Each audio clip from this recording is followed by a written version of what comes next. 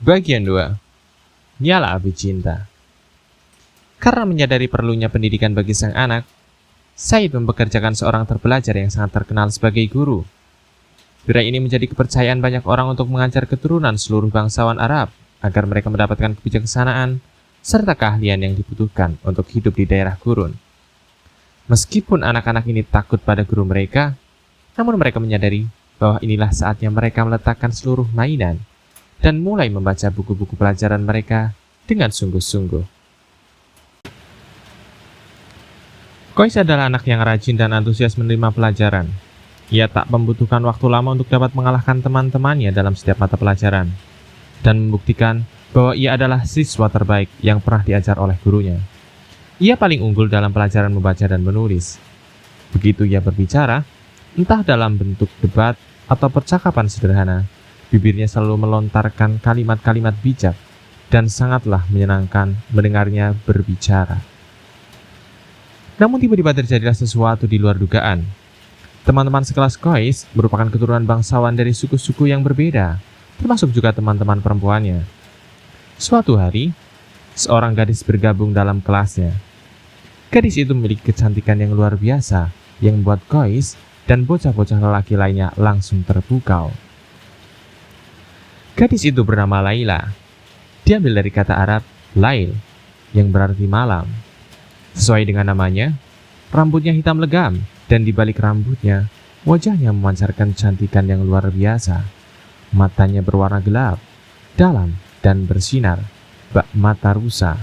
Dan hanya dengan satu kejapan bulu matanya, ia dapat meruntuhkan dunia. Bibir mungilnya hanya terbuka untuk mengucapkan kata-kata manis, dan ketika yang lainnya membalas perkataannya, entah dengan kata-kata maupun senyuman, ia akan terlihat malu-malu.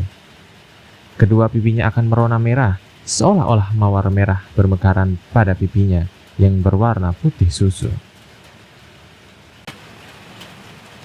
Bahkan hati yang sedingin es pun akan meleleh tak kalah memandang keindahan gadis ini. Namun perasaan Kois muda jauh lebih dalam dibandingkan dengan teman-temannya.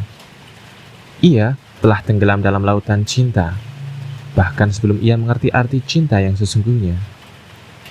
Ia telah memberikan hatinya kepada sang gadis, bahkan sebelum ia menyadari apa sebenarnya yang ia berikan. Namun Kois tidak sendirian, karena Laila pun merasakan hal yang sama.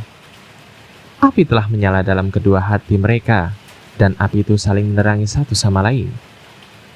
Apakah yang mereka lakukan untuk memadamkan nyala api itu? Tidak, mereka tidak memadamkan nyala api tersebut. Mereka hanyalah anak-anak, dan anak-anak hanya dapat menerima apa yang mendatangi mereka tanpa banyak bertanya. Cinta ibarat sang pembawa anggur yang menuangkan minuman di gelas-gelas hingga meluap, dan anak-anak itu meminum apapun yang dituangkan untuk mereka. Dan tentu saja hal itu membuat mereka mabuk kepayang, karena mereka tak menyadari betapa kuatnya minuman itu sebenarnya. Rasa mabuk yang pertama kali dialami selalu menjadi yang terhebat. Jatuh yang mereka rasakan untuk pertama kali selalu menjadi pengalaman yang terberat, dan patah hati yang dirasakan untuk pertama kali selalu menjadi yang paling menyakitkan. Dan begitulah, mereka melangkah jauh dengan perasaan itu hingga terlambat untuk kembali lagi. Dipesonakan oleh sebuah kekuatan yang asal-usulnya tak mereka ketahui, dan kekuatan itu terlalu hebat untuk dapat mereka lawan. Mereka telah minum habis gelas berisikan minuman cinta siang dan malam. Dan semakin banyak yang mereka minum, semakin kuat ketertarikan mereka satu sama lainnya. Mata mereka menjadi buta, dan telinga mereka menjadi tuli di sekolah dan di dunia yang berada di luar kelas mereka.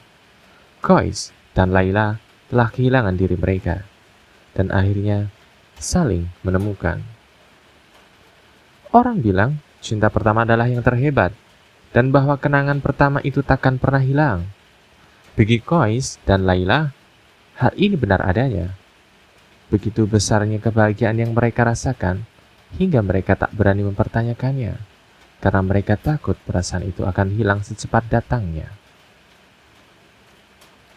Bagi Kois, Laila bak matahari yang merambat naik di langit hatinya dengan keindahan dan sinar yang tak ada bandingannya.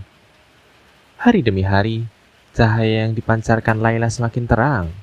menerangi tak hanya dunia Kois, namun juga dunia mereka-mereka yang beruntung dapat berjumpa dengannya. Bocah laki-laki lainnya pun terpukau dan terpesona oleh sinar Laila yang membutakan. Selama pelajaran berlangsung, mereka semua memandangnya dengan mulut terbuka, hingga sang guru muncul dengan sebuah tongkat kayu dan memukul mereka untuk membuat perhatian mereka kembali kepada pelajaran.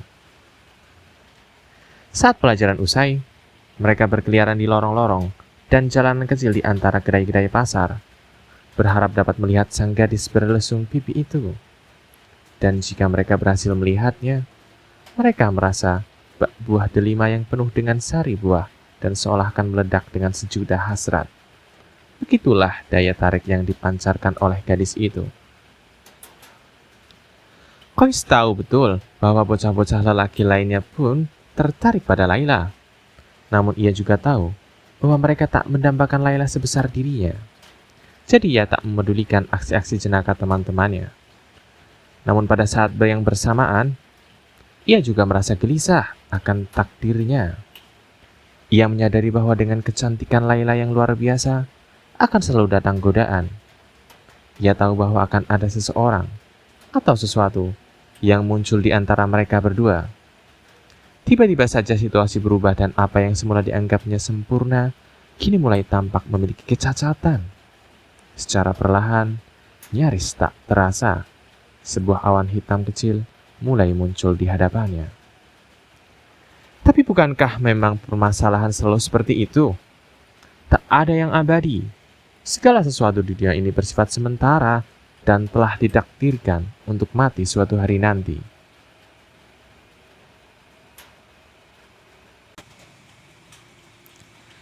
Sementara kedua bocah yang sedang jatuh cinta ini tenggelam dalam sinar cinta masing-masing, menenggak anggur dan menikmati firdaus yang membuat mereka lupa diri, mata dunia terarah kepada mereka. Apakah yang lainnya menyadari apa yang sebenarnya terjadi antara Kois dan Laila? Apakah mereka melihat kedua bocah ini saling mencuri pandang? Dapatkah mereka membaca pertanda itu dan memecahkan tanda-tanda cinta rahasia yang mengikat hati kedua bocah itu? Siapa saja yang mengetahui hal itu? Dan seberapa banyakkah yang mereka ketahui? Tak ada yang berkata apapun. Hingga suatu hari, terdengar sebuah suara berucap, "Apakah kau belum mendengar bahwa Kois dan Laila sedang jatuh cinta?"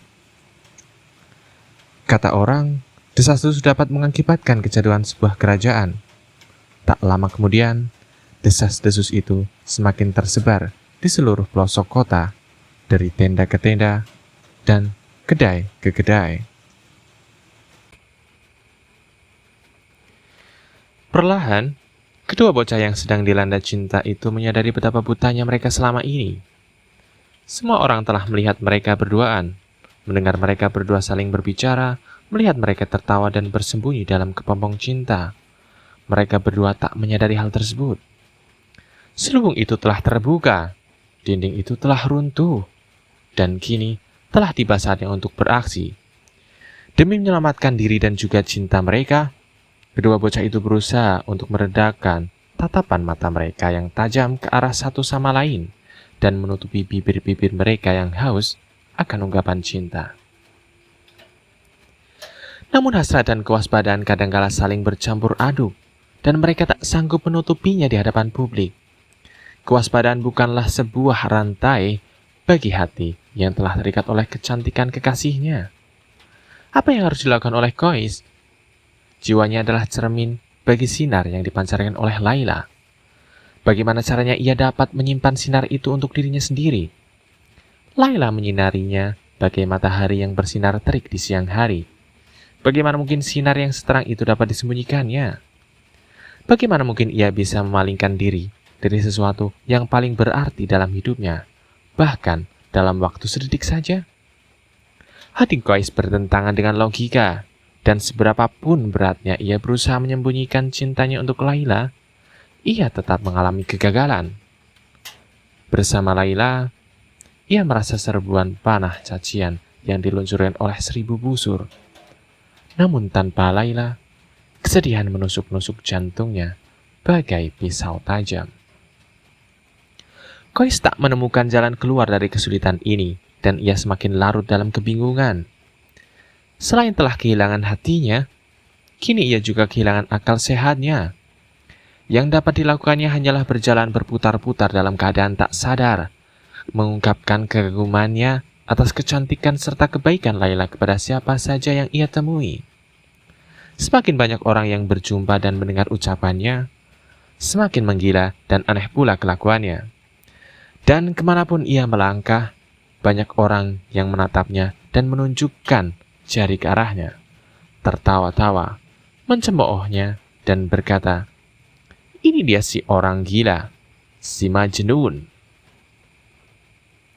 Bagi suku Laila, situasi ini tak dapat ditolerir karena tidak saja menyangkut nama baik Laila, namun juga nama baik suku menjadi taruhannya. Apakah benar jika integritas mereka dipertanyakan dan nama baik mereka dinodai oleh si bocah gila dari Banu Amir ini? Apakah benar reputasi Laila ternoda? Mereka harus segera bertindak. Hal pertama yang mereka lakukan adalah melarang Laila untuk keluar dari tendanya. Seorang penjaga bertugas untuk menjaga bagian depan tenda dan diperintahkan agar menangkap Qais jika ia mencoba untuk mendekati Laila. Begitulah yang terjadi. Mereka menyembunyikan sang rembulan dari gonggongan anjing pemburu. Tak ada yang dapat dilakukan dan diucapkan oleh Laila untuk mencegahnya. Ia harus menyembunyikan kesedihan-kesedihan yang mengancam akan merobek hatinya menjadi dua. Hanya saat sendirian sajalah ia melepaskan topengnya dan membiarkan air mata kesepian jatuh menetes di pipinya.